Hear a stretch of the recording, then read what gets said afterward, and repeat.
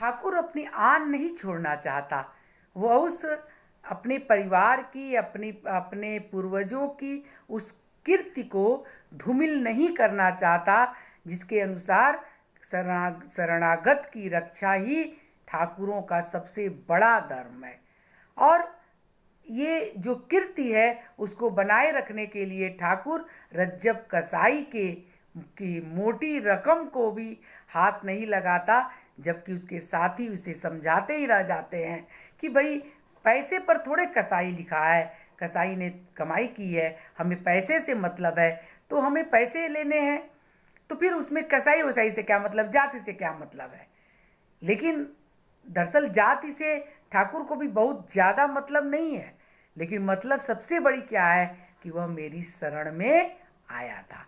तो शरण में आए हुए को की जो शरण में आया हुआ है उस व्यक्ति को के धन को लूटना, उसको परेशान करना निश्चित रूप से ठाकुर को सही नहीं लगता, और इसलिए वो इतना बड़ा नुकसान सहता है।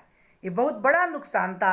एक दिन पहले भी उसे कुछ नहीं मिला था, इधर उसको पैसे की ज़रूरत थी, काफ़ी परेशान था, लेकिन इस बदहाली में भी, इस परेशानी में भी वह यह गलत काम करने को तैयार नहीं है कि वह अपने शरण में आए हुए का धन लूट ले। अगर उसकी नीयत खराब होती, अगर वह पैसे के पीछे इतना ज़्यादा भागता होता, तो वो जब उसके ही शरण में आया हुआ था, जब उसके ही पौर में सोया हुआ था, तो तभी वह बंदूक की नली उस पर तान कर या उसको किसी भी तरह से डरा कर वो सारे पैसे ले सकता था। लेकिन उसने ऐसा नहीं किया। वो ये मानता था, जाति पाति मानता था, छुआ छूत मानता था, लेकिन इन सब से बड़ा धर्म जो मानव धर्म था, शरणागत की रक्षा, इसकी उसके चिंता थी, और इसके लिए उसने इतना बड़ा त्याग किया। तो आपने देखा कि किस तरह से वो कहता है कि बुंदेला शरणागत के साथ घात नहीं करता। इस बात को गांठ बांध लेना, गांठ बांध लेना एक मुहावरा है, यानी हमेशा याद रखना। तो अपने साथियों से कहता है इस बात को हमेशा याद रखना कि ठाकुर कभी भी अपने जो जो उसकी जो परंपरा है उसके विरुद्ध नहीं जा सकता, यानी शरणागत वत्सलता, शरणागत की सुरक्षा जो उसका धर्म है उसको नहीं छोड़ सकता, चाहे उसके जीवन में कितनी भी परेशानियां आए, चाहे वो कितना भी दुखी हो, परेशान हो, अभाव में हो, वह कभी भी ये काम नहीं कर सकता। तो बच्चों देखा आपने इस कहानी में एक ऐतिहासिक बात कि बुंदेला अपने पूर्वजों के साथ, जो पूर्वज बुंदेला जो होते हैं वे अपने शरणागत के साथ घात नहीं करते। ये इस कहानी की मूल बात है। कहानी का उद्देश्य भी यही है कि अपने शरण में आए हो की सुरक्षा करना हमारा धर्म है। और बुंदेला राजपूतों की तो ख्याति इसके लिए रही है कि वह ऐसा कभी नहीं करते कि अपने शरण में आए हुए के साथ कभी भी धोखाधड़ी करें। तो एक अदना कसाई की सुरक्षा के लिए ठाकुर अपने साथियों को नाराज कर देता है। और हालांकि देखिए एक तरफ से वो कठोर भी बहुत है। आपने देखा एक बुखार की हालत में भी रज्जब की पत्नी और रज्जब को घर से बाहर कर देता है सुबह होते ही। कहता है कि नहीं, मैं ये नहीं वो कर सकता, तुरंत बाहर निकलो, चाहे तुम कुछ भी कहीं भी जाओ, कुछ भी करो, क्योंकि गांव का कोई भी व्यक्ति यह न जान ले कि मैंने रज्जब कसाई को अपने घर में शरण दी थी। क्योंकि गांव में कसाई को ठहराना एक लोकापवाद है कि ये बहुत गलत काम है, बहुत गलत माना जाता है। भले ही सब लोग चोरी छिपे बहुत सारा गलत काम करते हैं, गांव वाले भी करते थे, सोचता भी है रज्जब कि भाई इन्हीं में से ज़्यादातर लोगों ने मेरे साथ मेरे को ढोर यानी जानवर बेचे हैं तमाम, लेकिन वो इस बात को छिपा कर बेचे हैं, क्योंकि जानवरों को बेचना भी गलत काम माना जाता है। लेकिन पैसे के लिए सभी लोग ये काम करते हैं। गांव में भी लोग अपने जानवरों को जब वो बेकार हो जाते हैं या फिर जब काम के नहीं रह जाते तो उन्हें बेच देते हैं, कसाई के हाथ बेच देते हैं। लेकिन इस बात को बताते नहीं हैं, छिपाते नहीं हैं। बहुत सारी गायों को उसके मालिक बेच देते हैं। जब वो बूढ़ी हो जाती है, दूध नहीं देती है, बछड़ा नहीं दे सकती है, बच्चा नहीं दे सकती है, तो वो कसाई के हाथ बेच देते हैं। लेकिन ये सारा काम गुप्त रूप से होता है, इसे बताया नहीं जाता है। तो वो कसाई जानवरों को काटता है, उनका चमड़ा, उनका मांस सब उपयोग में लाता है, बेचता है, सब काम करता है, तो काम निकृष्ट माना जाता है। यानी इस कहानी में भी कहीं ना कहीं जाति प्रथा सामने दिखती है। शुरू में ही देखते फिर भाई कोई भी उसे शरण देने को तैयार नहीं है, क्योंकि वह एक कसाई है और अपनी जाति वो छिपा भी नहीं सकता। कहता है कि अपनी जाति वो छिपा नहीं सकता, क्योंकि उसकी पत्नी जो है नाक और कान में चांदी की बालियां पहनी हुई है और सलवार पहने हुए है, जो उच्च जाति की औरतें नहीं पहनती थी। वो चांदी का इस तरह का जेवर नहीं पहनती थी और न सलवार पहनती थी, तो अपने आप पहचान में आ जाता।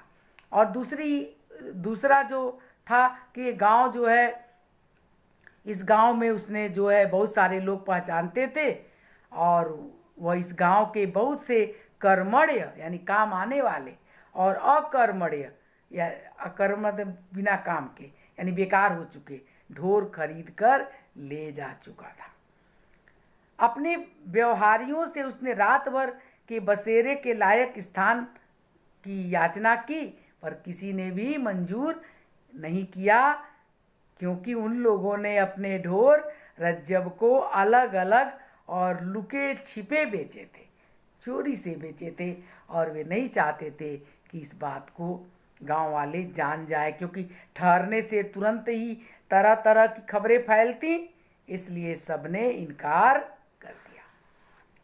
ये जो एक दिखावा है हमारे समाज में, जो दिखावा है कि ऊपर से सब लोग साफ सुथरे बने रहते हैं और भीतर ही भीतर सारे निकृष्टतम काम करते हैं, और पैसा किसे काटता है, पैसे के लिए तो लोग कुछ भी करने को तैयार हो जाते हैं। ठाकुर भी गलत काम करता है, वह राहगीरी करता है, यानी उस रास्ते में गुजरने वाले लोगों को, गांव की तरफ से गुजरने वाले लोगों को लूट लेता है, राहगीरों को लूट लेता है। ये कोई बहुत बड़ा काम तो नहीं था, और ठाकुरों की जिसकी इतनी कीर्ति थी वह ऐसा काम करता है, तो ये उसे करना पड़ता है, क्योंकि उसे अर्थ अभाव था, पैसे नहीं थे उसके पास, छोटा सा मकान था, और लेकिन उस मकान को लोग गढ़ी कहते थे, जैसे गढ़ किला गढ़ी कहते थे, और ठाकुर को डर के मारे राजा शब्द से संबोधित करते थे, क्योंकि निश्चित रूप से जो है वह बहुत दबंग था, और अभी भी भले ही पैसा नहीं था, लेकिन दबंगई में वह किसी से कम नहीं था। तो कुल मिलाकर इस कहानी में ये जो चरित्र है, ठाकुर मुख्य चरित्र है और रज्जब चरित्र है। आप देखते हैं और भी गाड़ीवान और उसकी पत्नी और गांव के लोग बहुत थोड़ी बस उनका एक तरफ संकेत है कि वो किस तरह के लोग हैं। पत्नी का भी बस वो बीमार रहती है, कराती है, और उसका भी हल्का सा वर्णन है। गाड़ीवान का भी चरित्र एकदम साफ इसमें स्पष्ट होता है कि कैसे इस तरह के लोग, गाड़ीवान लोग जो हैं या ऐसे गरीब लोग भी जो है, वो अपने अन्य लोगों की मजबूरी को नहीं समझना चाहते, वो मुझे मौके का फ़ायदा उठाते हैं कि भाई ये मजबूर है, जाएगा ही जाएगा, और इसकी पत्नी बीमार है तो उससे फ़ायदा उठाने की कोशिश करता है। ये विडंबना है कि गरीब भी गरीब के प्रति सहानुभूति नहीं रखता, जहाँ पर उसे फ़ायदा उठाने की ज़रूरत होती है वो फ़ायदा उठा ही लेता है। इसमें रज्जब का जो चरित्र है वो एक कसाई है, उसका जो धंधा है, काम है, बहुत ही समझदार है, होशियार है, और पैसे को की बहुत कीमत समझता है। उसने बहुत मेहनत से पैसा कमाया है, ऐसे काम से पैसा कमाया है जो बहुत ही निकृष्टतम माना जाता है, और काफ़ी दिनों के बाद इतनी कमाई हुई है, और वो हमेशा अपनी गांठ को, अपने कमर में बांधी हुए रुपए की गांठ को छूता रहता है, उसे बचाने की कोशिश करता है, और पत्नी के प्रति भी उसे सदैव है। इसी की वजह से वो गाड़ी करता है और दूना दाम देकर अपने गांव पहुंचना चाहता है। और उस समय के हिसाब से अपने आप को बदलना जानता है। वो जानता है कि ठाकुर जो है अपनी प्रशंसा से अभिभूत हो जाएगा, प्रसन्न हो जाएगा और उसे शरण दे देगा, इसलिए वह उसकी खुशामद करता है और सचमुच रिजल्ट भी उतना ही अच्छा आता है। गाड़ीवान से उलझ जाता है, पहले तो वो बहुत जब्त करता है, उसको ज़्यादा पैसे मांगने पर देना पड़ता है, लेकिन उसका अंदर का गुस्सा अंततः जो है ये प्रकट हो जाता है, फिर वो अपना असली रूप दिखाता है। तो रज्जब का चरित्र अपनी जगह पे एक महत्वपूर्ण है, एक कसाई का जैसा चरित्र होता है, और जिस तरह से वो अपना काम निकालने के लिए जिस तरह की बातें करता है वह सब इसमें स्पष्ट है। मुख्य चरित्र जो है जो ठाकुर का है कि जो हर तरह से विपन्न इस समय है, पैसे की ज़रूरत है, लेकिन इसके बावजूद जो है वह अपनी शरण में आए हुए की सुरक्षा करता है और तमाम तरह के नुकसान सह कर भी वह विचलित नहीं होता। अपने साथियों के नाराज होने से भी विचलित नहीं होता और न ही इस बात से विचलित होता है कि उसके पास इस समय बहुत पैसे की ज़रूरत है। कहता है कि नहीं, बुंदेला जो है अपने शरण में आए हुए के साथ घात नहीं करता। यही कहानी का मुख्य संदेश है, यही कहानी का मूल उद्देश्य है।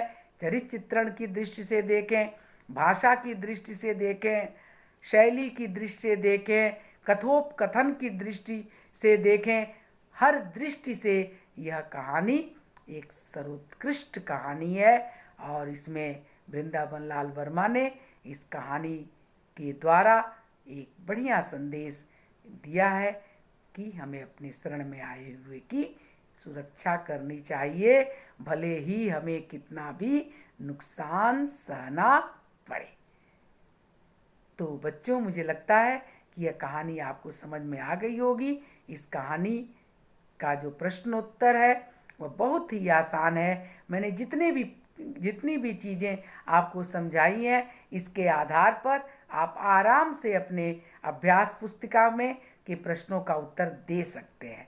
यदि फिर भी आपको कोई प्रश्न नहीं समझ में आ रहा है, कहीं पर कोई दिक्कत आ रही है, तो आप मुझे अवश्य बताएंगे ताकि मैं आपकी समस्या का समाधान कर सकूं। तो बच्चों, फिर अगली क्लास में फिर मिलते हैं।